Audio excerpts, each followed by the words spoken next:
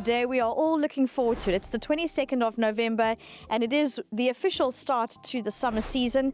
Can't wait, looking forward to it. And with us, we're going to go through the 10 race card meeting. But Alistair Cohen is joining me, as well as JP van der Merwe. So Alistair, welcome. Yeah, I think it's extra special. Thanks, Vicky. Nice to have JP come and join us as well to chat about his rides and potential avenues to explore on this card.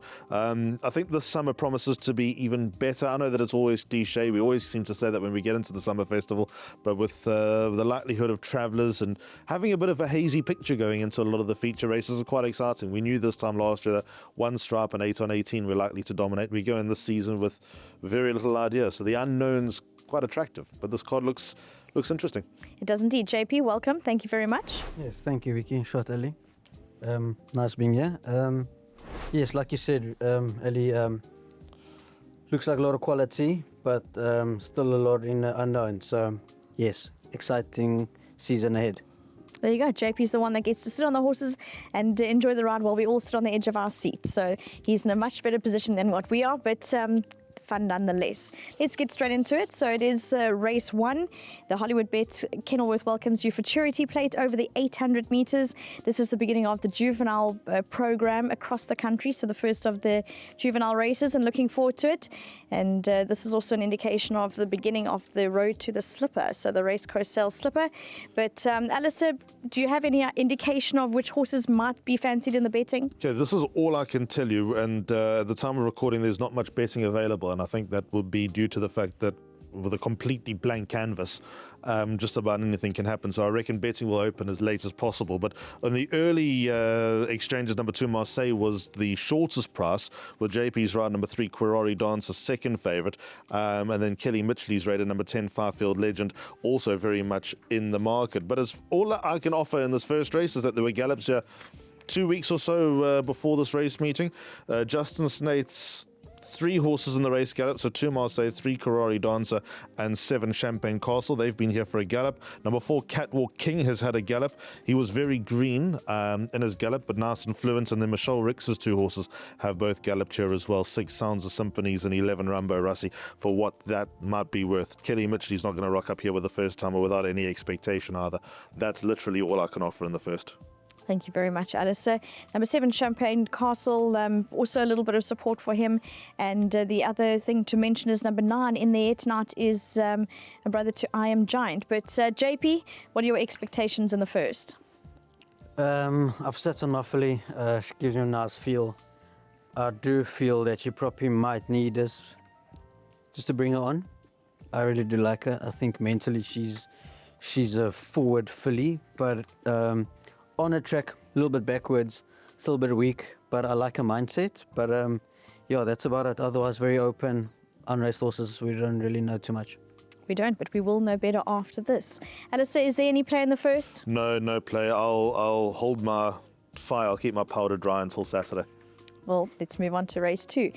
Race 2 is the join the Race Coast Turf Club Summer Bowl, the 1600 metre race. It's just the 6 horses, but it doesn't lack quality at all. We've got a whole bunch of horses that are coming off a little bit of a rest, and it's the question throughout the day, the common theme of whether race fitness is going to trump overall ability. But a really good start, and I think, JP, I'll start with you riding number 6, Beware the Bomb. Going into this race, how's she been? I don't really sits on it pretty often, Vicky, but yes, so we're hoping for a good run. There you go. They're very positive indeed. Alistair, it's obviously going to be exciting to see double Grand Slam. We also have Swiatek, who I thought put up a relatively good gallop leading into this race. Yeah, she galloped 10 days before this race meeting.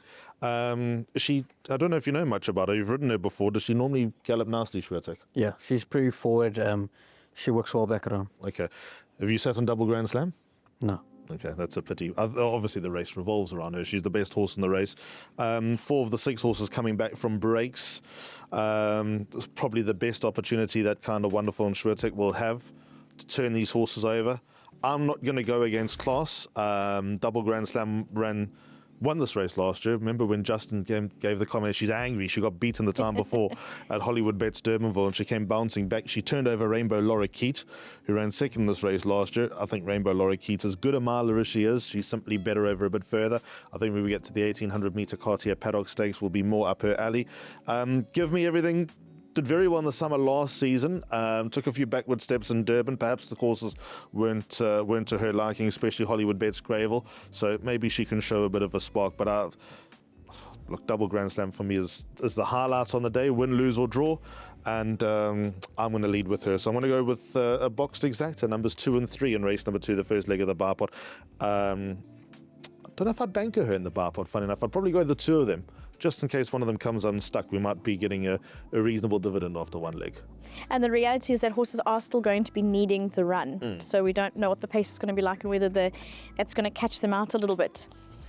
Race 3 is Lucky Fish Book of Poseidon Maiden Plate for the fillies and mares over the 1200 metres, and a really nice group of horses once again. It does look like the Andre Nel runner is going to be the leader here, but it doesn't quite stop there. We've got number 3 Christine's Princess, and also number 1 Hop Hop Spinner Cop Alistair, who had a very promising debut. Yeah, JP. No, hold on, sorry. JP, how do you pronounce it? That's a hop spinner cop. There you go. But that was good. That was good, Vicky. Well done. Thank you. Better than Kata Quad Quadrat. Yeah. I think JP's just thinking, I don't know how these people do it. How do I read the race? Interesting race. I think that Talea Andre Null's horse for Serena Mudley on board is a valuable starting point, Vicky. I love the way that she stayed on debut. She didn't look like she was going to get into the hunt at all in the last 300 metres. The penny dropped. She really finished with a wet sail, finishing second behind In a Bloom. Overall, how's that form line going to work? I think it'll be a good piece of form, perhaps without lighting up like a Christmas tree. Any improvement, any progress that she will make from her debut, I think will stand her in good stead.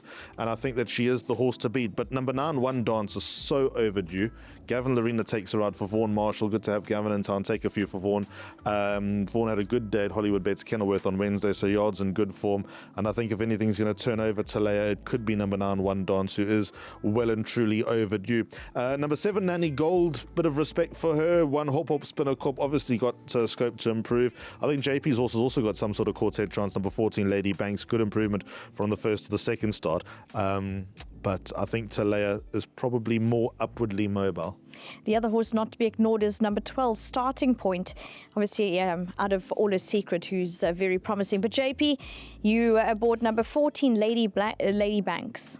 Yes, she's improving nicely. Still a bit on the weak side, but I was very impressed with improvement from the first run to the second run. Very happy with that. And yes, like we said, I think 13, Thalia, probably the horse to beat in this race, but I just want my filly to improve again. There's a lot of horses at the moment, JP. I always remind everyone that we lost a month in Cape Town, if not 6 weeks. Do you think that horses are a little bit behind with their progress? I think no.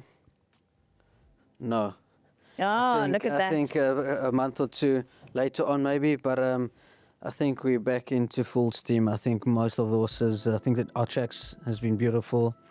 I think our horses are in full steam. There you go. Looking forward to how that's going to go. As JP said, everyone's plumb right and ready for action. So race 4 is Lucky Fish Lightning Roulette B Stakes over the 1800 metres. A compact field once again, and we're all looking forward to how number 6 Future Free is going to go. But let's first hear about number 7 Regulation. JP, what are you expecting from him? Yes, Regulation. He had a nice run in Durban for us. He's a nice horse. He had 1 run after breathing up. Unfortunately, I never sat on him. I was on 10 penny. But he ran nice 3 lengths off 10 penny in a mile. I thought a little bit too short. Now extra furlong. Not the best of draws. I think a very competitive field. I think Future Free is probably the youngster in a race, but definitely with a lot of scope. I think we rate him pretty highly in the yard. And then I think the horse that never runs a bad race that I really like is Peanut Grigio. Pinot Grigio, it's a wine. Yeah, same.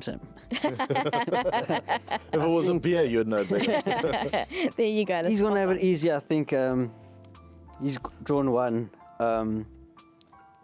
Super consistent. I think it's the horse to beat that we need to beat. Yeah. Alistair, Very similar opinion? So I didn't have number 1 Pinot Grigio in my play. I've structured a pick 6. And I went 5, 6, and 7. I mean, I love the way Mfula finished off his race last time behind 10 Penny when finishing in front of Regulation, who, as JP said, was having his first run back.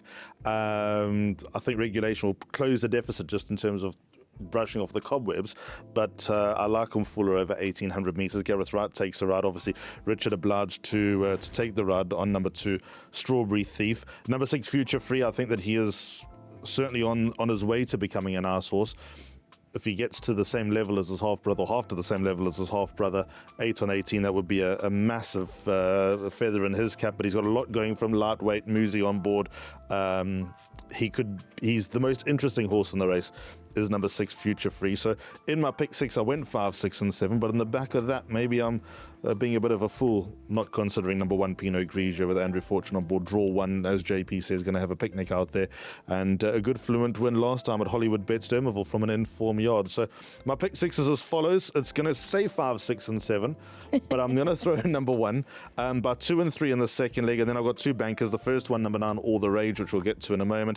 1, 2, 7, 11, and 12 in the Cape Punters Cup by banker. Number 7 in the penultimate leg. And a few horses in the back, 2, 3, 4, 6, 7, and 9. Race 5, Lucky Fish Mystic Dash conditions plate over the 1,400 metres, and another exciting race indeed. Looking forward to it. You've got horses to follow. We've done a whole series on a whole bunch of them. You can catch those on the Race Coast social media. One of them, Justin Snaith's horses to follow, is number 3, Sail the Seas, who's coming back after a layoff. Also very exciting to see number 2, Snow Pilot return, amongst others. So it is going to be very interesting. The other thing is that question of race fitness compared to maybe overall talent or ability. You've also got number 5, Lepulga, who's maybe a little bit more racing fit. So it is very fascinating indeed. JP, I'll start with you because you're riding number 2, Snow Pilot. So what are you expecting? How's the gallop been? Has he had a gallop? Yes, Vicky's had a gallop. I can't remember how far it was, but it was done a straight. Nice and easy gallop just to bring him on. Personally, I think he's going to need us just to put him, get him fitter and help him get there. But yes, I think he's going to need us gallop a little bit more than I thought. Need us run. Yeah, it is interesting, especially Justin's always mentioned that he's such a big horse, and the fact that he takes time to sort of condition down and cut. I mean, if you stand behind him, Alistair, he's enormous. Yeah, he's a monster. He's got a hell of an engine about him.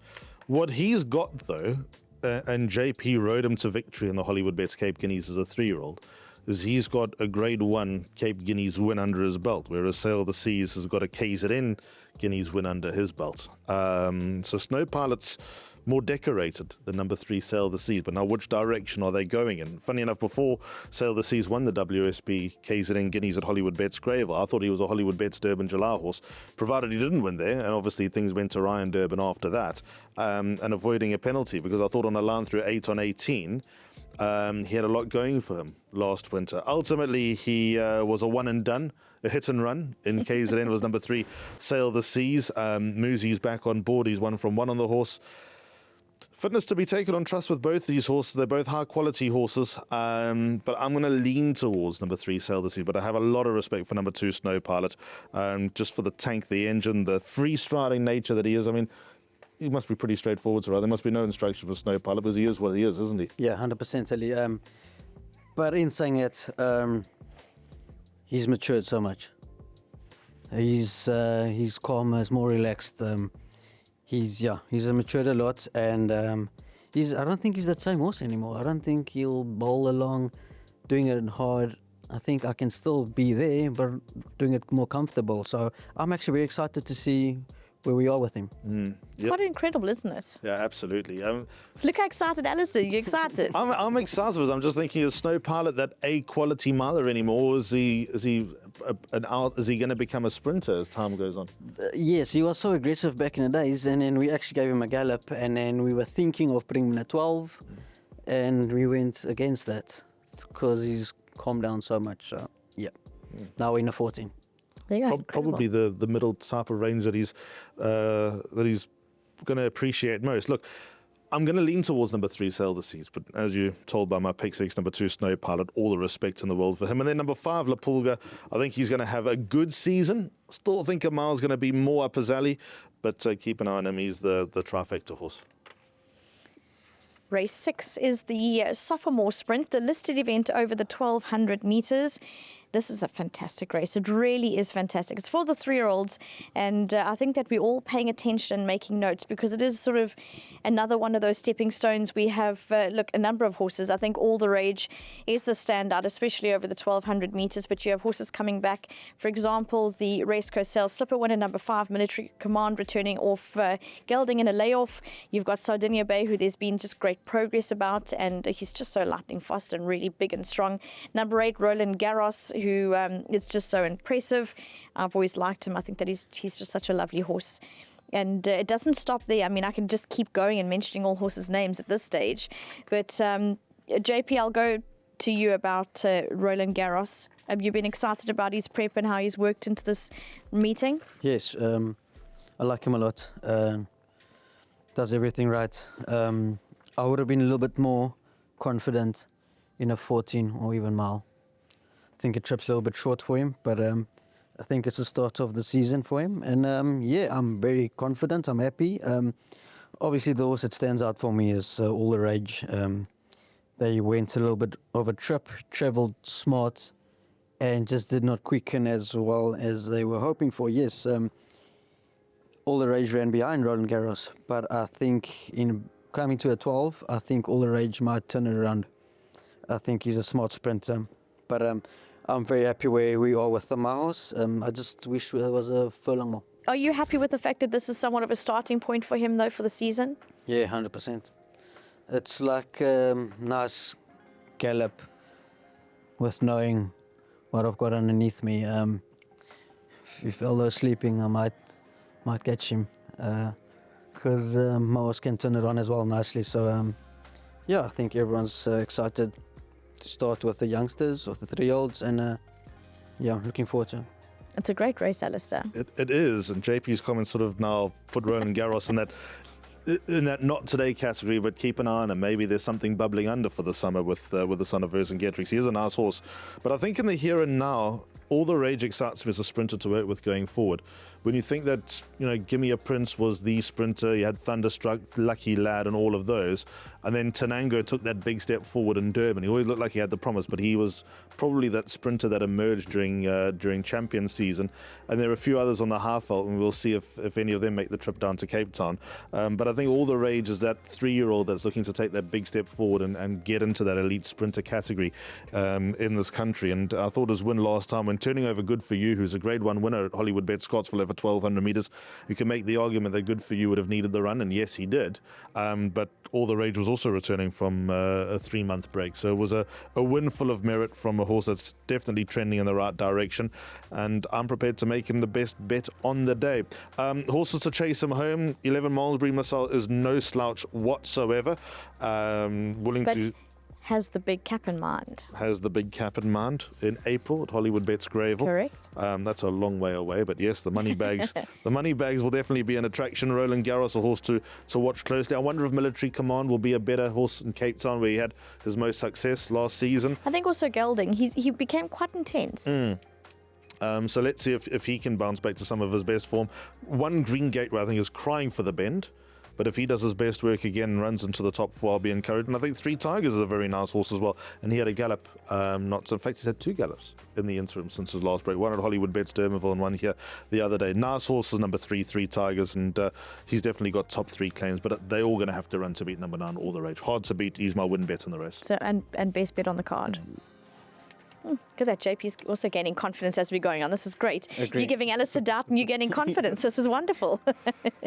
Race 7 is the Race Coast Cape Punters Cup. It's the Grade 2 event over the 1600 metres, and quite wonderful history around this race. I think it was no fillies have ever won the race, no dead heats in the race, and then there's a whole bunch of comparisons to what came hereafter, Alistair. So a really good event, and just touching on some of that history, I mean, it's a wonderful race from that point of view. Yeah, the old Selangor Cup, as you mentioned. It's been a good nursery going into the Hollywoodbets Cape Guineas, but potentially even a nursery for horses that finished just in behind, dare I say, a horse that kind of come in here needing a run, a little bit sort of rough round the edges on the back of a break, targeting the Hollywoodbets Cape Guineas. And like I said at the top of the show, the fact that we go into the big classic races this season with an idea, but without such a crystal clear picture, I think makes it very exciting. Very good race this. Jackpot 2 going to be my play, but we'll get to that in a moment. 1, 2, 7, 11 and 12 are my numbers. I'm leaning towards number 11, Happy Verse. I think if he has a chink in his armor, it could be his demeanor. He's, to use your phrase, quite an intense horse, quite a quirky horse. You can light him up pretty easily. I think he's the type of horse that if you equated him to a human, you could get into his head pretty easily. Number 11, Happy Verse, but all the ability in the world. Alder De Meyer takes a ride for Justin Snaith. When he got turned over here in the Langerman, in the Starps report, he flipped over before the race, and whether that stops him from winning, I don't know, but that would have definitely taken a little bit of a gloss off the performance. I think JP's ride, number 12, Randolph Hurst, is a high-quality individual. For me, he was the only horse finishing nicely in the Cape Classic to run along with for the rest of the season. Obviously, the draws are concern. I'm excited for him when we get to Saturday, and particularly more the Hollywoodbets Cape Guineas on the. I know that we're back on the summer course, but I think he'll be better for this run. Vaughan Marshall pulled me aside at Hollywoodbets Kenilworth about a week earlier and said, we were chatting about his horses, and I said, better man, more of a Lucky Fish Derby horse. I said, yep, possibly, but don't write him off in the mile. So that's why he goes in. And can I just butt in? Good for you. So yes, we I'm must going to get there now. Yeah, so just make sure that you watch the Perfectly Placed trainer interviews, due to the fact that Glenn Cotson touches on stamina. If there are any stamina doubts, there shouldn't be, and also headgear change. So now he's gone from the blinkers to the cheek pieces. He does run around a little bit. I mean, it was commendable effort of Chad Little when he won the Grade 1 at Hollywoodbets Scottsville. It was really good effort because it was hard work. Well, good for you at this race is win or unstarted. He's not going to run a good third. Number 2, good for you. If he stays, big if, big question mark, but he has got the Grade 1 win under his belt. Can't knock him. His own worst enemy behind Vapor Trail, if there wasn't a rail there, would have gone up the straight course. And then number 1, Fox on the Run. He caught the eye of many a well-trained eye last time in beating Boogie Fad. He had no right to win that. He had doors shut in his face, left, right, and centre. Was still able to turn over Boogie Fad. I think Boogie Fad's a good measuring stick of that older, consistent, well-versed category. And he's the horse that could be anything. So 1, 2, 7, 11, and 12, my winning chances in the Cape Punters Cup. JP, Randolph Hurst, number 12. Unfortunate draw for you to overcome, but really nice type of horse. Were you happy with his comeback run? Yes, Vicky. Hoping for a little bit better, but it is what it is. He ran a nice third for us. I was hoping he was going to quicken a little bit smarter than what he did. He had gelding and a wind up, and that was his second start off the break, was it? No, it was his first start off the break. First start off the break, now second start off the break. Yes, we have to improve a little bit to be better, man. He's got a better draw than us. It's going to be a little bit tough, but he's a smart horse. I think we'll be in a shots about there some way. I'm hoping he can show me what he's really about, but it's a competitive open field, but yeah, hoping for the best. Do you think there's going to be a little bit of pace on here? Potentially, you've mentioned Better Man. Too much. Do you think that Better Man could possibly be that type of horse? You've also got Absolutely Yes, where tactics were a little bit different last time. So a couple of them that could maybe go up, which would help you. Yeah, Absolutely Yes is there. I'm not too sure what's the game plan for him, but It doesn't matter. Grant riding, anything can happen. yeah. Yeah, I think this horse will suit Grant's riding style as well. Grant's a confident rider, and yeah, it's there's nothing too strong, too much pace on the book, Vicky. So anything can still happen. But yeah. Do you know which the horse I think we can't ignore is number 8, Pay the Palace. He's beaten Better Man previously, and I think if you look at his last run, his Langerman run was also very good. On his run in the Langerman, he finished in front of Randolph Hurst and Happy Verse, and they're the horses I'm tipping 1 and 2. So don't let him run loose as far as trifectas and quartets are concerned. I just wonder if he hasn't if he wasn't that sort of precocious 2-year-old. He'll be fit. Let me tell you something. Pete and Albert Steyn will make sure that horse is fit, and he'll beat them on fitness. But what I'm saying is don't leave him out. Okay, so let's put him in. There you go. Put him in. Race 8 is Nomad's Andrew Mentis Fund, the Bantry Bay Stakes over the 1100 metres. And 8 horses face the starter here. Really interesting race. You've got a mixture of, again, a bunch of horses coming off a little bit of a rest. Arctic Wizard is a really nice sort of horse, but you've got Raven Black. There's been a little bit of talk about him. Not the best of runs last time out. Number 4, My Sensation. She is a little bit of a revelation, had a great KZN campaign. And then you've got number 6, Cafe Culture. Wonderful run in the Matcham Stakes, but it doesn't stop there. Tanango also coming off a rest. Whether they're a little bit on the back foot with him, that is the question. Who knows? But Canis Bass was interviewed for Perfectly Placed, so make sure you get her comments firsthand. But JP, I know that you're aboard My Sensation. You know her quite well. Interesting filly, but she's really risen to the occasion. Yes, she did us proud in Durban. She won a good race for us in Durban. I think it was a Group 2. Very happy. And then first run off the break, Durbanville, she had a little bit of a hiccup. It felt like someone ran up my bum from behind. So yes, she pulled up a bit sore. Obviously not the ideal start for the season, but it is what it is. She's happy, strong filly. She's matured from the Durban season, strengthened up. Yeah, we're excited to start the season with this filly as well. Indeed. Alistair, what's the play? I have a lot of respect for a few horses in this race. I think Teflon Man will run better than what he did last time in the Southeaster Sprint where he was unlucky. I think Arctic Wizard is worth a second glance. I think Raven Black's going to run a nice race. I think My Sensation's a very, very good filly. Running the Post Merchants on Hollywoodbets Durban Gelado, although she had the run of the race in a lightweight, was out of the top draw. Wasn't the easiest race, though, to be honest. No, it wasn't. It wasn't. She had to make a lot of ground, and also I see she kicked the gate just before as they were loading. Gem King has knocked over a few good horses. Cafe Culture's a good horse in his own right, and I think Unbaldi, 54, is likely to step forward and potentially run his career best. But I think he's got a big target on his back. He's a half brother to Raven Black, funny enough. But I was talking about those emerging sprinters. Tanango, Buffalo, Storm Cody were the two that took the big steps forward in KZN champion season. He had a rough draw last time at Hollywoodbets Grave on the Mercury Sprint. I thought the winner won full of merit, but it was still an excellent run. And I think that he's a cut above here despite the weight. I think he'll be hard to beat. If something does turn him over, could be number 4, My Sensation. If you were looking for one other, I'd lean towards her as the backup. JP, no pressure. JP doesn't know what pressure is. Race 9 is the Campio Village Class 4 over the 1400 metres, and it's just the 10 runners that face the start here. Some coming off a little bit of a rest, and others that have stepped up and maybe can regain some of their form. Alistair, I'll start with you about what the play is here.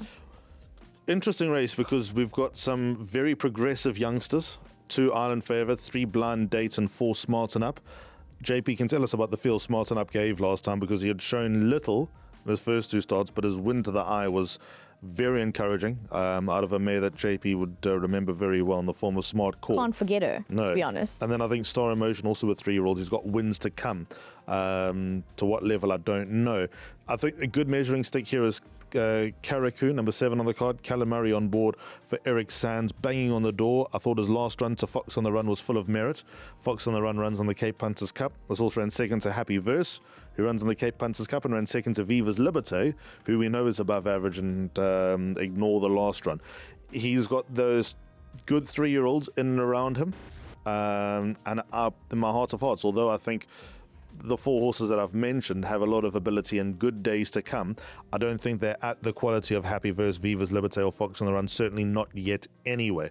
So that's my line of thinking. I think number 7, Karaku, is the horse to beat. I'm going to put him up as an each-way play. JP, Our smart call brought stars into your eyes again. Obviously, a moment you'll never forget. Yeah, Brilliant. Does it still sit with you, that moment? 100%. Yeah, that was probably one of my best days ever, Vicky. I'll never forget that. But yeah, smarten up. Very chuffed with his last run. To be honest, I don't think anyone expected it. Obviously, I was just hoping for a better run. And he just absolutely smoked that field. Yeah, a little bit upset that I'm not back on him, but is what it is. I had to ride for the boss. He's got a nice draw. Obviously, that's going to be much stronger than a normal maiden plate, but I think he'll give it on a run. Is he the type of horse, obviously coming off a bit of a rest, where he'll be running on at them, especially from the draw? Yeah. Scottish Links. Oh, Scottish Links. Yeah, Scottish Links. Sorry, Scottish Links. Yeah, Scottish had a break. I'm probably just going to give him a chance and let him finish strong. And if I do that, Green Garnet drawn 1 is probably going to get away. Green Garnet beat us before. I'm hoping to finish strong late, but it's probably going to be a little bit of a task. Yeah. There you go, a little bit of a task for JP. Moving on to the last race, it's race 10, Hollywoodbets Bright Future Class 4 over the 1200 metres, and still a lot to enjoy about this race. It was lovely to see Ridian return to form last time out. He's number 8 in the field, and it doesn't quite stop there. We've got Klein Pompey, whose real name is Pump It Up. He's number 6. And Zuri, who was maybe a little bit unlucky last time. Astronomical Boy, drawn 1, who pulled up well after his last start. Aren't really any reasons to explain his below par run. And again, it doesn't quite stop there. You can sort of keep going. You've got Rattlesnake, who takes the 4 kilos off. So a very competitive way, Alistair, to round off. Do you see it as competitive? Yeah, thank goodness this is not part of the pick 6. This is wide open. So a long, big, wide spread of winning chances in this race. For me, number 7, Touched by Angels, the most interesting horse in the race. Richard Free on board for Peter Muscat. He put up a lovely debut at Hollywoodbets Gravel from a deep draw, staying on strongly behind a stable companion, Johnny Boy.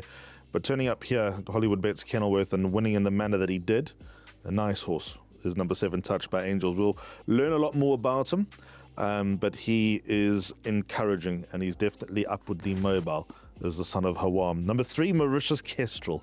What we're going to do with this horse is a one-time winner from 20 starts. I actually can't believe that that's a legitimate stat. His ratings dropped from a 105 to an 81, down another 2 pounds for what I thought was a solid effort last time behind One Liner. One Liner's a tough horse, and there were nice horses behind One Liner on that occasion. And he ran second to Gimme Rules once upon a time, did One Liner. So there's a little bit of an indirect line of form to work with. Mauritius Kestrel is going to pop up one of these days. He's going to get the job done, and he's going to get the job done at a reasonable price.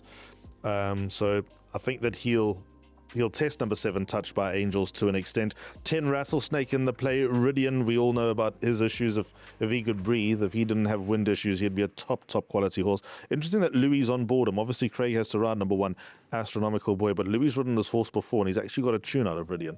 So he's not necessarily one to let run loose. But and even number 5, Azuri. Azuri can get in there with some of the best around.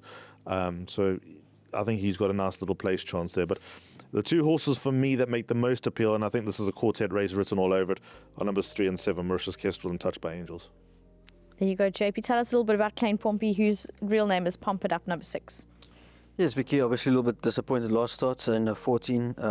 Over raced a bit, never came back, a little bit too aggressive, and not a bad race. 2 lengths off after doing it wrong. Impressed. Very open field.